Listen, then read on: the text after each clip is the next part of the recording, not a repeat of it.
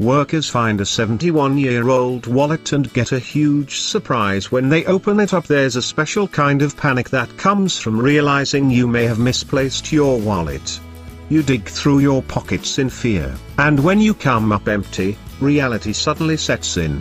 Short of a miracle, you're going to have to cancel all your cards and replace your ID. But what happens when your wallet is found long after it was lost? Is it still worth getting back after all those years? It's probably been replaced, after all. Well, that's what the owner of the Talent Factory Theater in Nevada, Iowa, had to ask when he came across a wallet that was lost 71 years before. But the biggest surprise came from finding out who the owner was. Losing your wallet is one of the worst feelings in the world. Until you replace your ID and credit cards, it can be difficult to buy groceries, drive to work, or do just about anything. Not to mention, you'll always worry if someone's trying to impersonate you.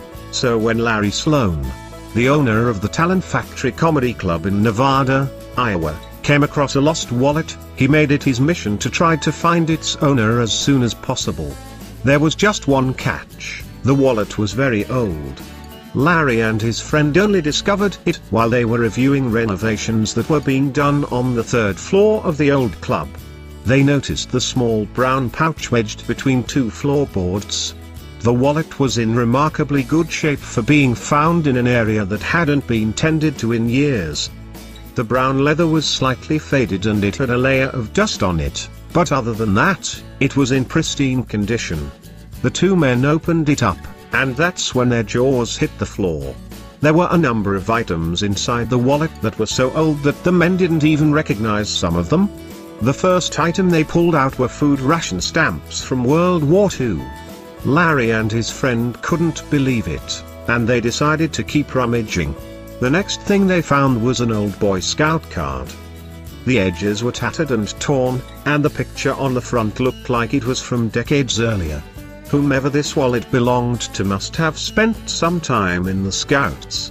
The next few items they pulled out were old photos. Some of them were too faded to see clearly, but others had families and children depicted in them. Just how old was this wallet?